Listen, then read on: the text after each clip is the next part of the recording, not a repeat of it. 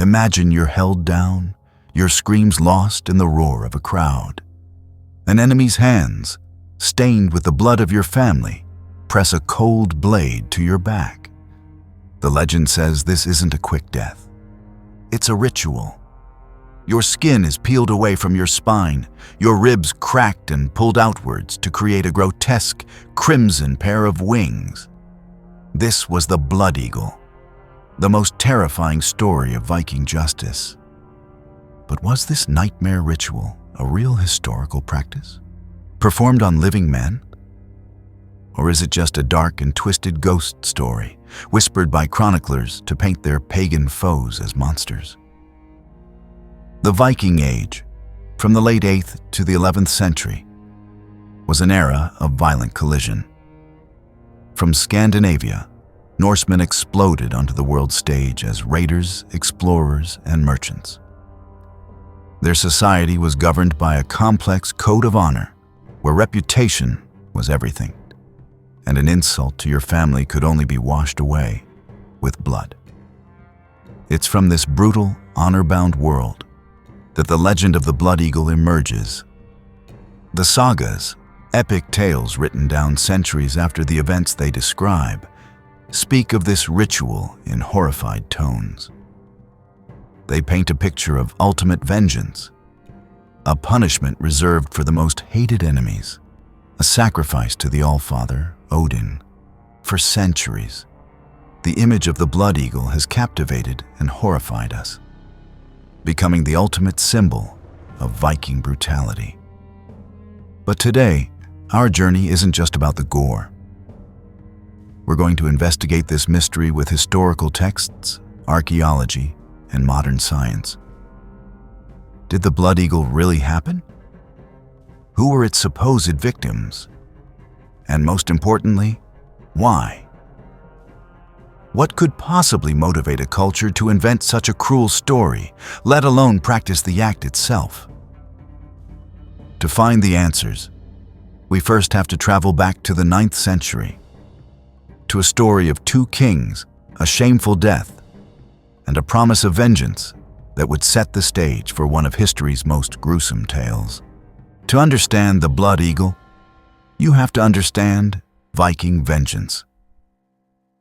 It wasn't a simple act of payback. It was a sacred duty passed from father to son, a debt that could only be settled with the enemy's suffering. No story illustrates this better than the legendary feud between the great Viking hero, Ragnar Lothbrok, and the Anglo-Saxon king, Aella of Northumbria.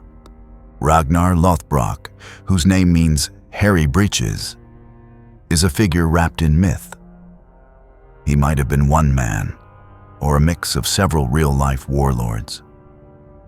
But in the sagas, he's the classic Viking king, fearless, ambitious, and father to sons who would become even more famous than him.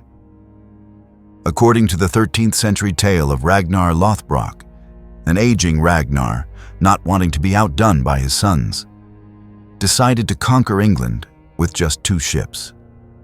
It was a mission born of pride, and it failed spectacularly. His small force was quickly overwhelmed by the army of King Aella. King Aella, a real historical figure who ruled Northumbria in the mid-9th century, didn't show mercy. He captured Ragnar and, in an act of ultimate humiliation, had him executed by throwing him into a pit of venomous snakes. As the story goes, Ragnar didn't scream. Instead, he prophesied a terrible revenge, famously declaring how the little pigs would grunt if they knew how the old boar suffers. The little pigs were his sons: Ivar the Boneless, Björn Ironside, Halfdan, and Sigurd Snake in the Eye. When news of their father's dishonorable death reached his sons, their reaction was cold, calculated fury. Ivar the Boneless, whose nickname is still debated by historians, knew that pure anger wasn't enough. Vengeance needed a plan. In 865 AD, that plan began. Ivar and his brothers assembled the Great Heathen Army, a massive Viking force that landed in East Anglia. After 2 years of raiding, they turned their sights north to Northumbria and to King Aella. In 867 AD, they captured the city of York, and King Aella himself was taken alive. Now, with their father's murderer at their mercy, a simple execution wouldn't do. A shameful death in a snake pit had to be answered with a death of unimaginable agony and ritual meaning. According to Norse sources, it was here, on the back of King Aella, that the sons of Ragnar chose to exact their terrible price. It was here they supposedly performed the Blood Eagle. Aella's death wasn't just a killing, it was a message. It was the old boar's prophecy fulfilled, a declaration that the sons of Ragnar had collected their debt. This act, whether historical or legendary, became the primary and most infamous example of the Blood Eagle, forever linking the ritual to the powerful motive of family vengeance. To understand the full horror of the Blood Eagle legend, we have to walk through the ritual as later. More elaborate accounts describe it. It's important to remember that the earliest sources are much simpler, just mentioning carving an eagle on the back. The gruesome step-by-step process was likely embellished over the centuries by storytellers. The first step was restraint. The victim was forced face down, exposing their back and stripping them of their final shred of dignity. The second step began the ordeal. The executioner, using a sharp knife, would make 2 deep cuts down either side of the spine. The skin and muscle would then be flayed open, peeling back from the bone to expose the rib cage. The agony would have been incomprehensible. Some later accounts even mention salt being rubbed into the massive wound to intensify the suffering. The third step is where the ritual truly earns its name. An axe or another heavy weapon would be used to chop each rib away from the spine. One by one, the bones would be severed. Once freed, the ribs were bent outwards and forced up, creating the shape of huge, bloody wings. The fourth and final step was the horrifying climax of the story. The executioner would reach into the ravaged cavity and pull out the victim's lungs, draping them over the splayed-out wings of the rib cage. The sagas describe a final, chilling spectacle. As the dying victim took their last gasps, the lungs would flutter weakly, like the gentle flapping of a bird's wings. This entire process was a performance, meant to strike terror into the hearts of enemies. But was King Aella the only one to supposedly suffer this fate? As we look deeper into the sagas, we find his story isn't entirely unique. While King Aella's story is the most famous, he's not the only alleged victim of the Blood Eagle. The Norse sagas mention a few other names, suggesting that, at least in literary tradition, this was a known, if rare, form of punishment for the elite. One of the clearest accounts comes from the Orkneyinga Saga. It tells the story of Halfdan Longleg, a Norwegian prince. In a power struggle, Halfdan murdered an earl named Ragnvald Eysteinsson by burning him alive in a house. A dishonorable death. Vengeance fell to Ragnvald's son, Torf Einar. After capturing Halfdan, the saga claims Einar carved the eagle on his back with a sword and cut all the ribs from the spine and drew the lungs out there. This account is notable because it explicitly calls the act a sacrifice to Odin, the god of war and death, as thanks for victory. Another name sometimes connected to the ritual is King Edmund of East Anglia, who later became saint, Edmund the Martyr.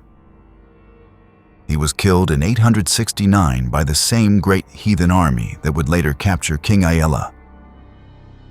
However, the primary historical sources, written by Christians, say he was tied to a tree, shot full of arrows, and then beheaded for refusing to renounce his faith. The Blood Eagle connection is purely speculative and not supported by the evidence. These saga stories, whether about a Northumbrian king or a Norwegian prince, share a common thread. The Blood Eagle wasn't for common criminals. It was a fate supposedly reserved for elites who had committed a terrible offense against another powerful family, often for causing the bad death of a male relative. The problem?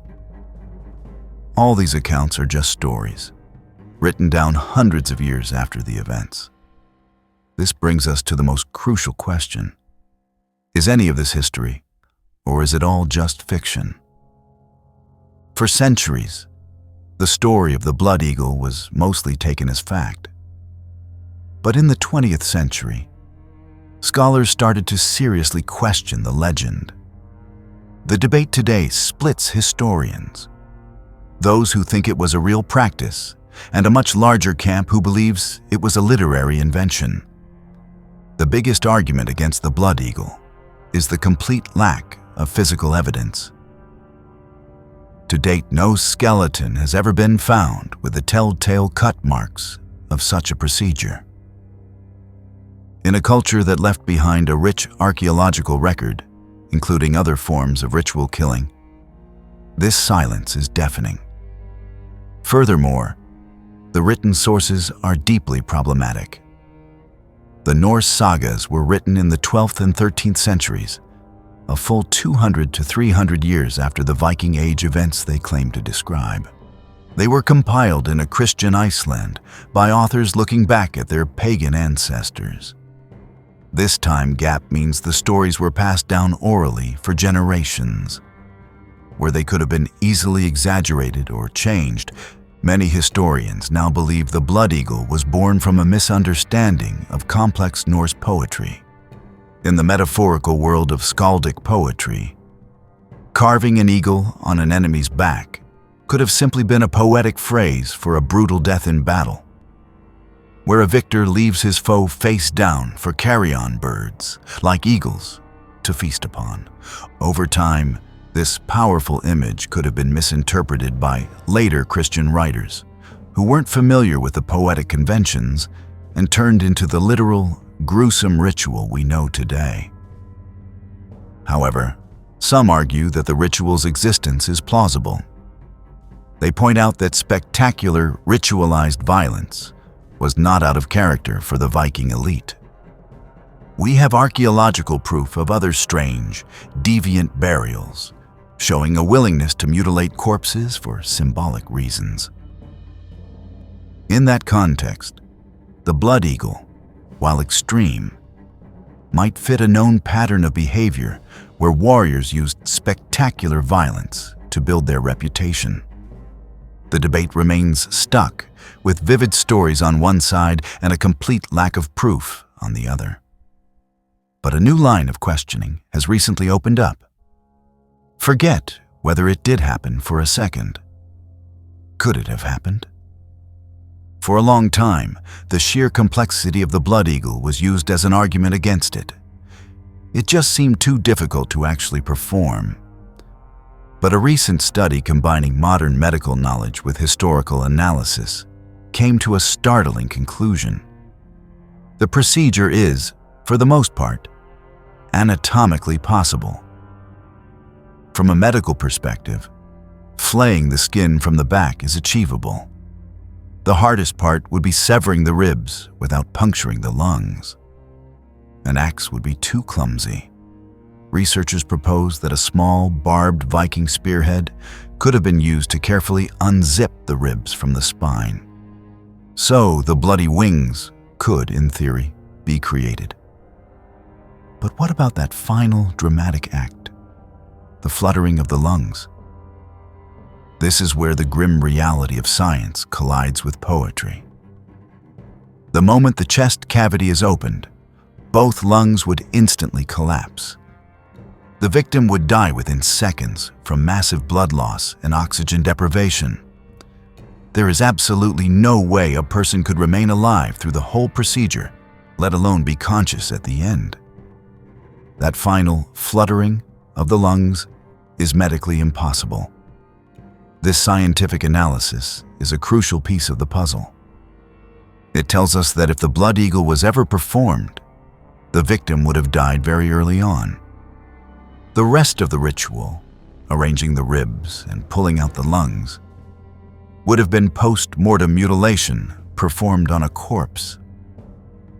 This doesn't prove the ritual happened, but it does suggest that the legends, while dramatically exaggerating the conscious suffering, might be based on a feasible, if still horrific, act. It was a rapid execution followed by the symbolic arrangement of a dead body. This leaves us with the final question. Why? Why create such a powerful and disturbing story? To understand why the story of the blood eagle was so powerful, we have to think like a Viking. Their world was shaped by honor, fate, and violent gods. The most obvious motivation is vengeance. This wasn't just about getting even. It was about restoring family honor. In Norse society, a man's reputation was his most valuable asset. A bad death, like being killed without a chance to fight back, was a deep stain on that honor. The story of the blood eagle was the ultimate response, an overwhelming display of brutality to erase that shame and send a clear message to all rivals. The legend also has a deep religious meaning. Several sources connect the blood eagle to Odin, the god of kings, warriors, and death. The eagle was one of his sacred symbols. By describing the carving of an eagle onto a victim and offering him to Odin, the storyteller was creating a powerful religious narrative. It transformed a simple revenge killing into a sacred ceremony, legitimizing the violence in the eyes of the community. Finally, the tale of the blood eagle was a weapon of psychological warfare. Public executions were social theater in the Viking Age. The story of this ritual, with its methodical process and shocking result, would have been an incredibly effective performance of power. For anyone who heard it, the message was clear. Do not cross this family. It was a story that helped the Viking elite police their own ranks and build fearsome reputations. So, the legend of the blood eagle was more than just a tale of torture. It was a story that combined personal honor, religious duty, and political strategy all at once. The blood eagle remains one of history's most chilling questions, existing in the shadows between fact and fiction. We've walked through the saga legends of Ragnar Lothbrok and the terrible revenge his sons supposedly took on King Aella.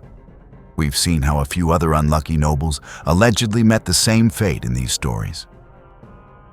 But we've also confronted the hard truth.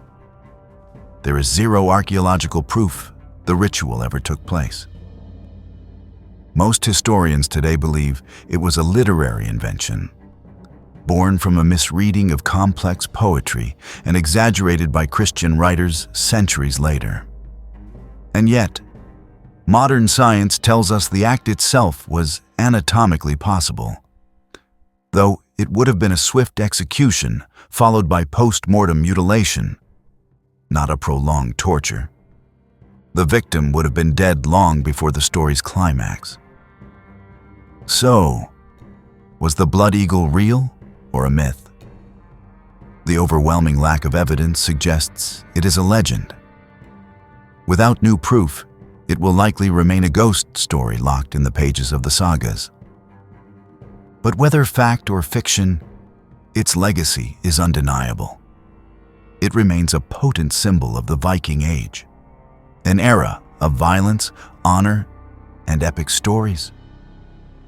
The legend forces us to look into the darkest corners of the past, and ask what we are capable of when driven by vengeance, faith, and a thirst for power. The blood eagle may never have actually taken flight, but the terror of its image has soared through the centuries, a dark legend that continues to haunt our imagination. What's your take? Do you think the blood eagle was a real, horrifying practice? Or is it one of history's most successful ghost stories? Let us know your theory in the comments below. And if you enjoy exploring the strange and fascinating corners of the past, make sure to subscribe and turn on notifications so you don't miss our next video. Thanks for watching.